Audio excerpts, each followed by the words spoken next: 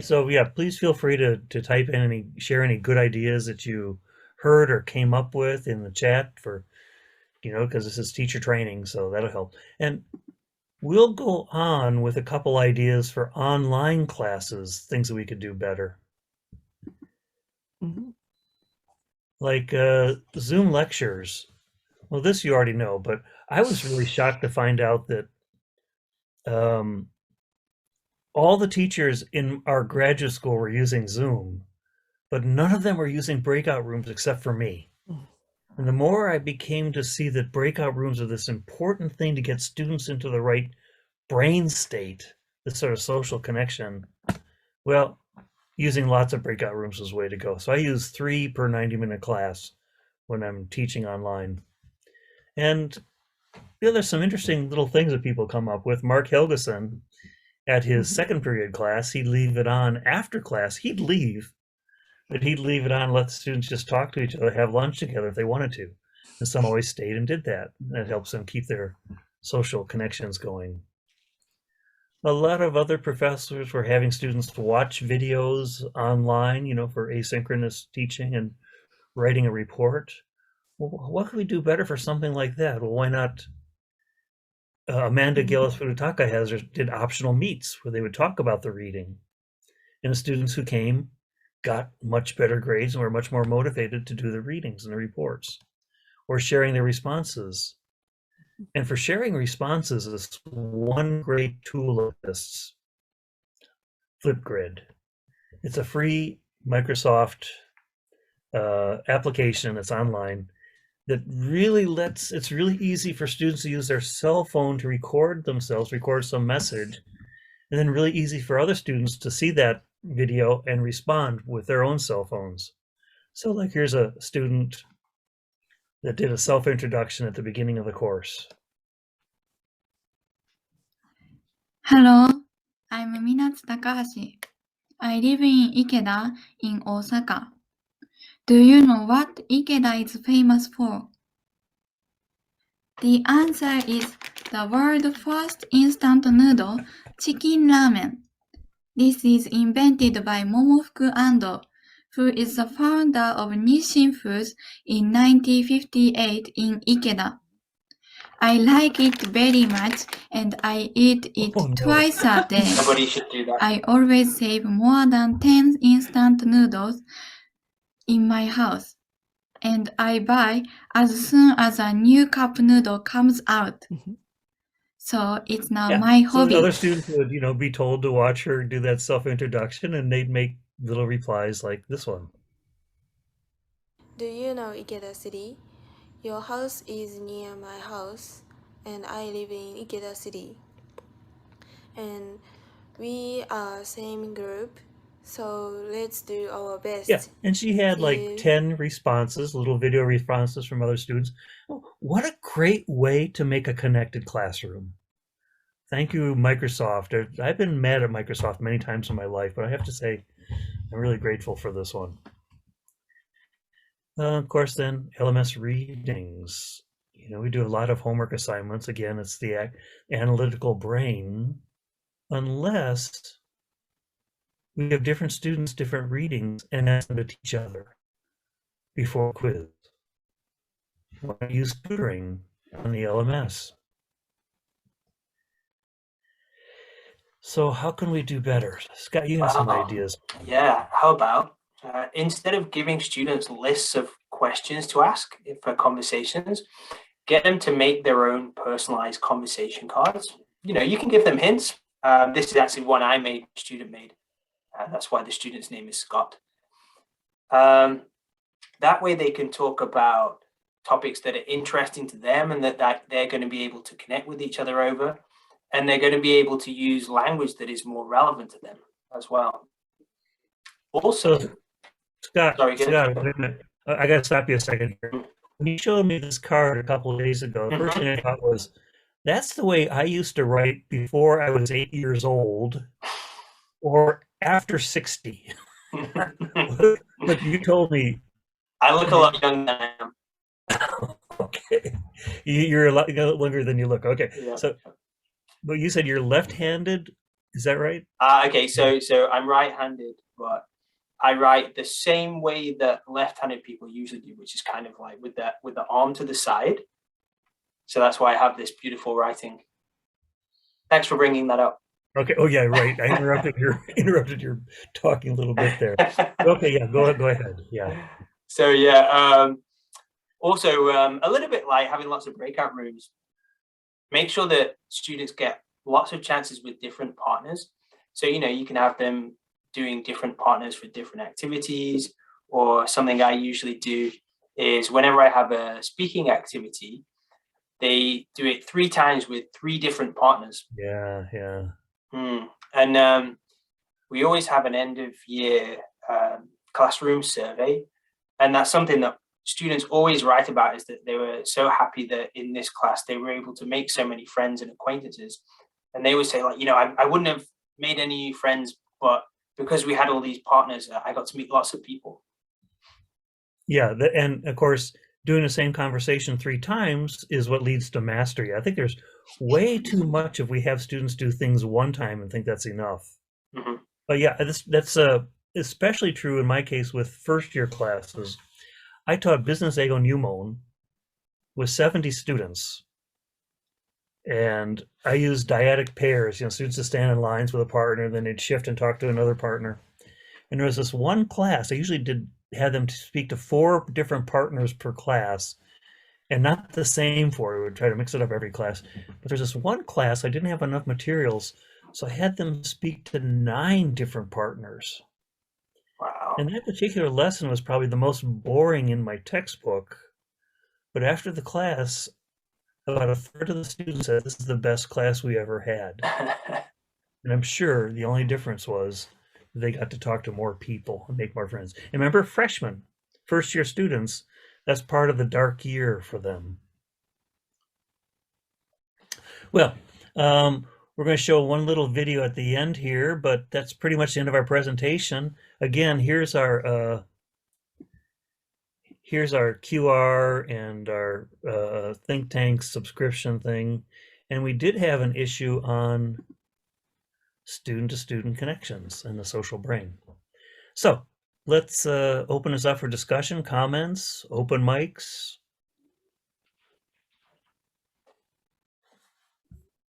I'd just like to address Caroline's comment. I wonder if Zoom classes increase student liking of English due to all these issues.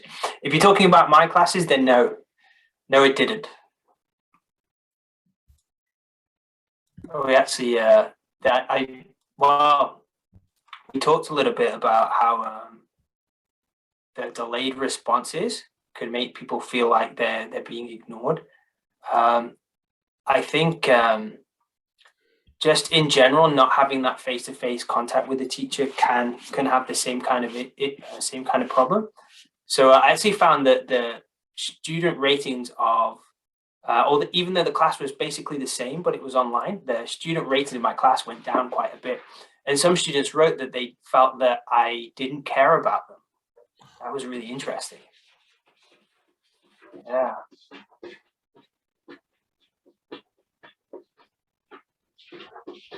Stress and social. Carolyn, tell us. Come on, put your mic on. What's this about stress and social? Did you want to stop screen sharing? Maybe it might be easier for the discussion. Interesting. Yeah. But no, at Lisa Barrett, I thought you would talk about body budgeting, and you didn't talk about your body budget. Oh, no. Go ahead. No. It's okay. I just put a quick link in because I think it is an interesting idea on how emotional stress and social unconnection can actually deteriorate your body physically as well, because your body is balancing how much stress it is dealing with and how much it is in the state it wants to be or not. And that is emotional as well as physical, and is how they maybe interact. Well, I've got the same question that Timothy does. What do you mean by body budget? When I think of body budget, I think of allostasis and where we put our energy. Exactly, allostasis and all that. You've read Lisa Barrett. Well, that's how she calls it in Hume, in How Emotions Are Made. In the Sperling is where I got the allostasis. idea. he's also, that's why I chose that article rather than linking just to Lisa Barrett, because that Sterling is in there as well in allostasis. Yeah, Sterling, that's for sure. They're Okay. both in that article. Lisa Barrett, body budget, and Sterling's idea of allostasis. This is brain nerd talk, and Julia's about ready to jump into, I could tell. But this is brain nerd talk. This is a part of the predictive processing and the idea that our body is always trying to decide where to put its energy because it's limited, and trying to figure out energy expenditure, and that's really the main job of the brain. That's one particular perspective. So we've got a comment here by Yeah. Kelsey saying that her, Namiko, and Jackie shared some brilliant ideas and experiences in the breakout room. Do you guys fancy sharing some of them now? Kelsey, Namiko, Jackie. Yeah, I just mentioned breakout room that when I returned to study SLA about a decade ago, that's when I actually learned how to run more student-centered classes. And one thing that I did mention was just because you have, learners working in a group doesn't necessarily mean that it's a learner-centered activity. So I think that knowledge of cooperative learning strategies or knowledge of like how TBL can really work, that's going to ensure that the teacher sees success in how the activities run. Because one of my questions is, for teachers, it's exhausting. And I found that, when you're used to a teacher-centered classroom versus a class where you're designing it for student-centered learning, teachers actually do find it more tiring in some ways because you have to do more observation and you have to do more coaching more so than teaching. And so I kind of wondered how teachers, especially with a lot of experience with teacher-directed learning, how they're able then to change their attitude and change their beliefs about teaching that they, had never experienced themselves before. Well, for me, it was getting shouted at by my advisor in my MA program. Yeah, because I definitely believe seeing is believing, but for me to also see it, it took, at least a couple of years to really make sure that it was being done the way that I thought would be most effective for my learners.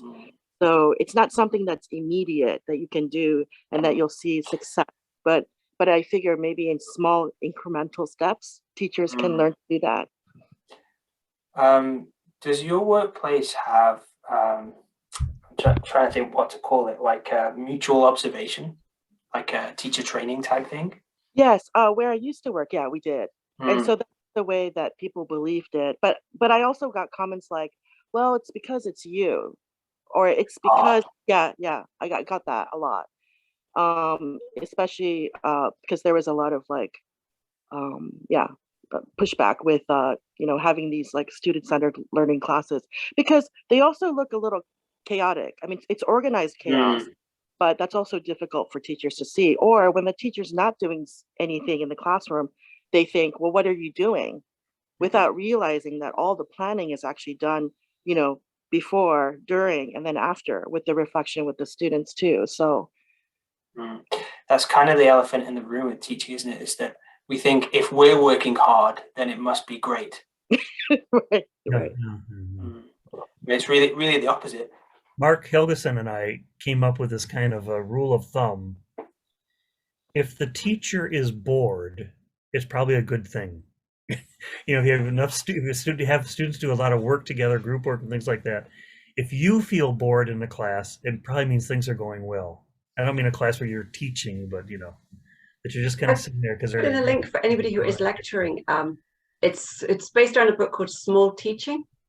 It's great if you're teaching lecture styles, because it literally is just how to put 5-minute tweaks into your lectures to improve student engagement. And so it's low effort, there's no preparation, but it just like ways to stop and think. Like somebody I followed on Twitter said the other day, they changed asking, have you got any questions at the end of a section, to I won't move on until someone asks me a question. All right. And it was just such a big change. And this book is a bit like that. It's just like how you can just make these tiny little changes that actually can have quite good impacts. It's a nice one if people are teaching something that they need to lecture. Are you referring to James Lang's book? Yes, that's the one. Okay, yeah, that's a really good book. I agree. And there's an online version too by Flower Darby that's also excellent. Oh, I didn't know that one. Can you share the link? Yes, I can share the link to that. Yeah, no problem. Excellent. This sounds great. You know, we've sort of developed our own techniques, like having type in the chat, you know, this to help people stay engaged, but it's still kind of low level. We'll see what Lane has to say. Sounds interesting. Chris had a question, by the way. Tips for when the ice just won't break. Anybody? What's that? What's the question? Sorry. He's asking for tips with icebreakers, or when it's particularly difficult to break the ice. Ta-da! Last issue. Our last issue, the March 1st issue of the Mind Brain Think Tanks, Heather wrote an article about entrance and exit tickets. And we do have some other kind of icebreakers or activities to get the class started like that. So Heather, could you give us some tips on icebreakers, or this is not quite icebreakers, but a way to start a class? Yes, for example, having a picture with different, I was talking about this in my breakout group actually, having a picture with different, with people having different emotions, showing different emotions and saying, you know, which picture do you identify with most at the moment? Think about it, then get together with a partner and talk about it if you wish. That would be one. This link that I just put in has a lot of nice community building activities. It's the 1HE link there. And one particular activity that was language based is where you have you just actually, students will need a piece of paper, some colored pencils, draw a quick outline of a person, and then color it in or fill in as you wish the colors related to the language or languages that you speak. So that was, I haven't tried that one yet, but I'm going to next semester. How do you color the languages that you speak? Or how do you fill in it? Yeah, there's actually, with this particular activity, there's a video where two people are trying it out. And it's very interesting. I mean, you can do it any way you want. You can be very creative. Just give the students 5 minutes to color in. It doesn't have to be coloring it in, but, you know, adding color to that, to the. So I draw a square picture for my Japanese. I draw a square head of me with a big red nose. I get it. Okay. Yeah. Wow. But those would be some ideas. Others can join in now. I just put a link to Mark Helgeson's handouts because he's got some nice stuff on building connection in the classroom. Yes, he does. And physical stuff too, like two students hold each other's arms. They both have to lean back and find a balance point where they don't fall down, you know, things like that. I like the compliment task for an opening task where they have to go around and give everybody a compliment. But they're given the language to do so as well, and some ideas. Yeah. There's some nice stuff. Mark Helgeson also was a founder of the Brain Safe. I was just going to say, I remember Mark talking about that. Long-time friend of Curtis's. So many great throw-ins, you know. We love sharing stuff like that. Yeah. Any more questions or comments? I think we should probably try to end at 8:30. So shall we go ahead, Scott? Yep, ready when you are. Somehow I just made my screen disappear. How did that happen? Oh, magic. Okay, so I'll share. We're going to show it. We're going to close with a video that I particularly am crazy about. Let's see, where can I? Oh, there it is. Okay.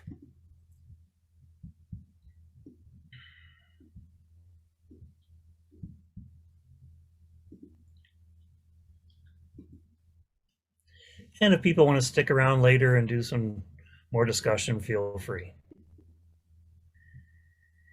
So here's this video. This guy, this will activate your social brain. That's why I like this. And it'll sort of give you a different perspective on the world. But there's this guy called Matt. Matt Harding. Yeah. Yeah. He just Right. started going around the world and dancing with people, getting them to dance with him. And eventually he got a sponsor so he could do it again and made this lovely little video. Am I sharing it? You are, but it's kind of, you're sharing the whole screen? Oh, no. Sorry about that.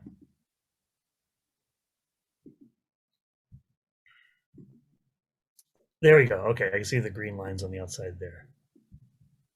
Yeah. For the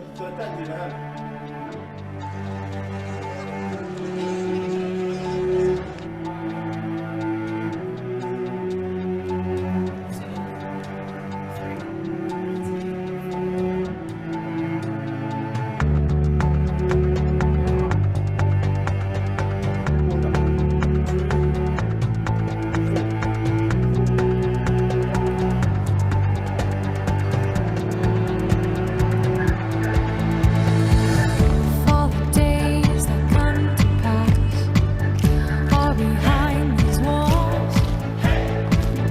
I'll be left at the end of things in a world kept small. Travel far from what I know, and I'll be swept away. I need to know I can be lost, not afraid. We're gonna trip the light, we're gonna break the night, and we'll see with new eyes when we trip the light. Remember we're lost together, remember we're the same. We hold the burning rhythm in our hearts, we hold the flame. We're gonna trip the light, we're gonna break the night, and we'll see with new eyes when we trip the light. We're gonna trip the light, we're gonna break the night, and we'll see with new eyes when we trip the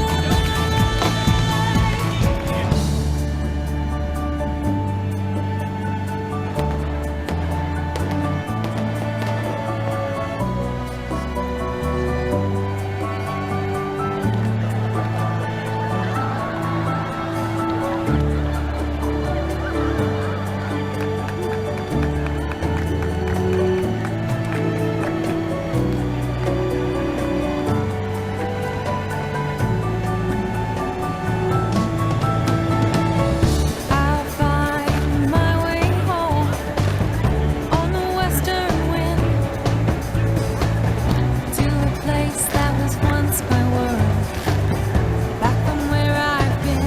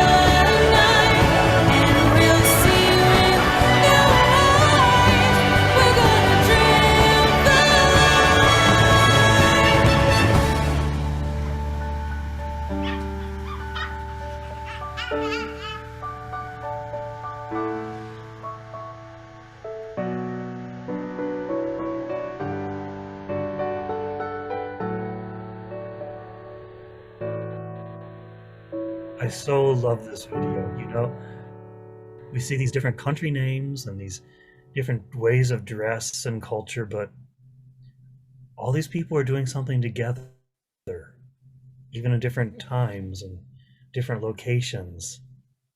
You know, so this, and it really makes me want to travel again. Wow. Oh, second run. Here. There we go. So Scott, do you have any comments to close us up with? Yeah, this is a great comment, and especially so in these days. So good to remember that it doesn't matter where we are, what we look like. We've all got that same social brain. We're all good at connecting with each other. Yeah. So again, the C factor, the overlooked dynamic of the social brain. Thank you very much. Let's dance together again sometime. Yeah. Okay, finished.